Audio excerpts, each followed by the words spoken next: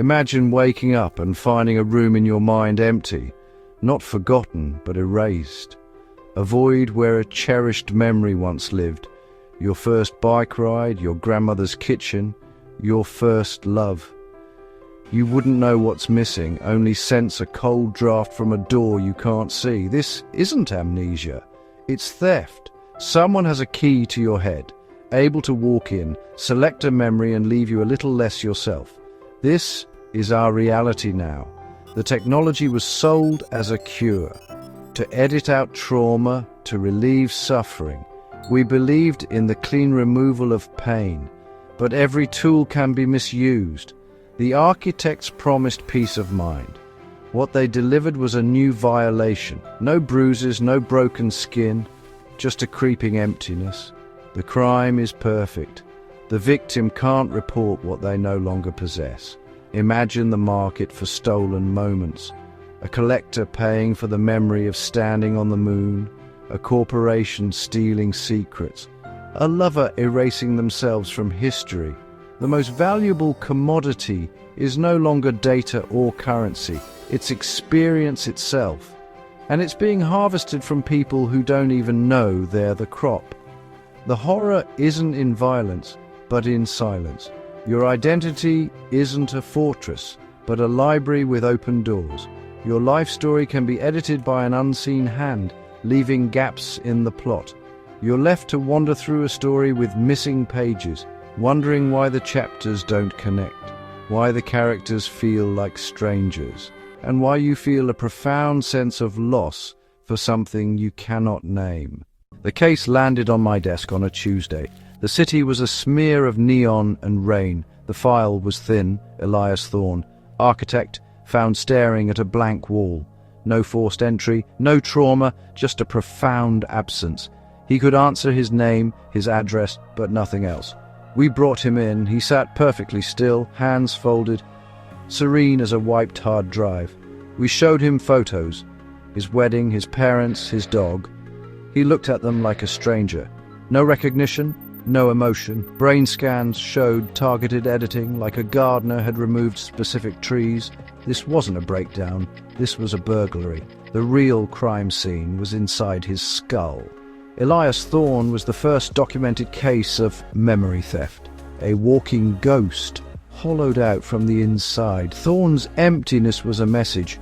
What's inside your head is no longer safe. The question is, who will be next? Because the next empty room could be yours.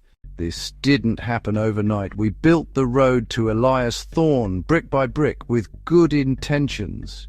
We became obsessed with optimization, biohacking, neural enhancers, deleting flaws. The idea of erasing trauma was seductive, sold as ultimate therapy. Corporations marketed it as mental wellness, a way to declutter your mind. The law lagged behind, unable to define what a memory even was. While lawmakers debated, the technology spread from clinics to luxury services. Mnemonic sculpting became a status symbol. The software was open source, spawning a grey market of mind hackers. Bootleg hardware appeared, stripped of safety. Anything valuable gets copied, corrupted, and sold in the shadows. We normalized editing the self while the legal system couldn't keep up.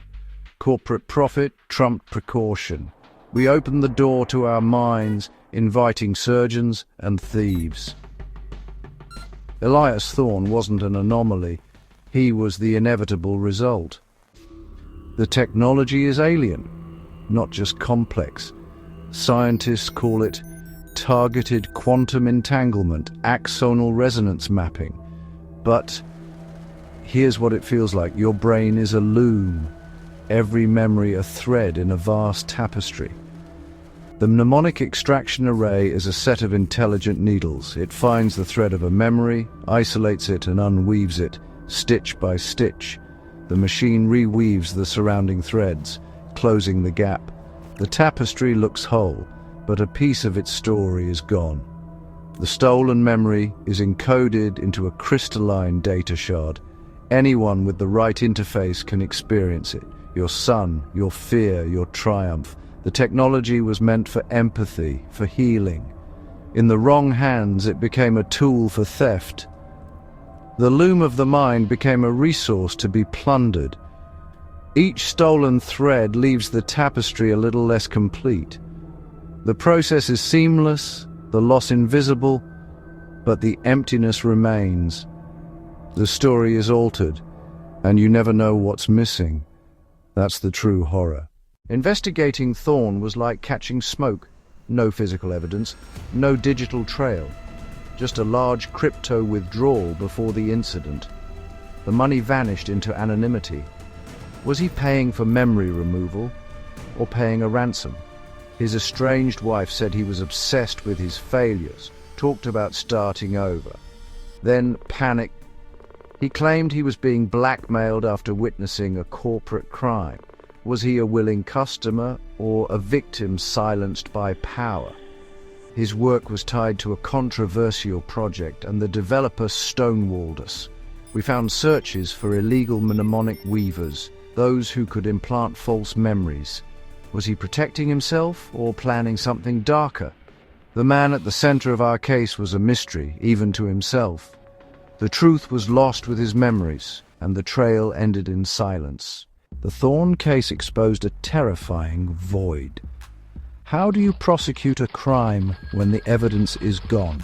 Not physically, but conceptually. The victim is an unreliable witness by design. Our justice system relies on memory. When that's gone, justice crumbles. Identity is built from experience. Edit the past and you edit the person. A society that embraces this technology risks hollowing itself out. Justice for Thorn is impossible. What's lost can't be restored. Even if we caught the thief, what punishment fits a crime so personal? The perfect crime erases the victim's ability to know it happened, and society is left defenseless against a weapon that attacks truth itself. We found a black market for stolen memories. People traded memories of love, grief, triumph, seeking to feel even if the feelings weren't theirs. Experienced junkies became addicted to living other people's lives. A new social divide emerged: those who live and those who consume.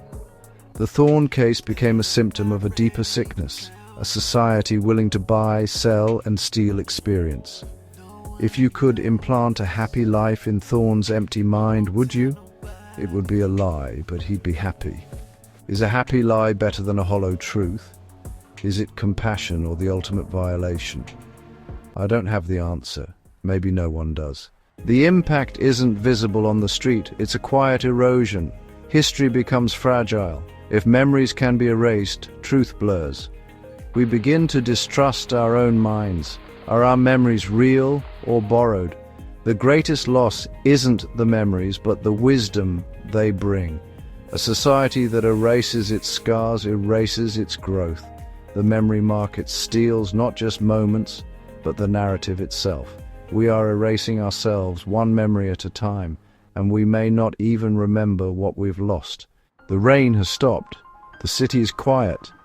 The Thorn file sits on my desk, a monument to a crime we can't solve. Thorn is peaceful but empty, a face of this new world. We thought the final frontier was space. It was our own minds. The technology is out there. The market is open. The desire to forget and to feel is too strong. We gave away the power to rewrite our souls for the promise of peace.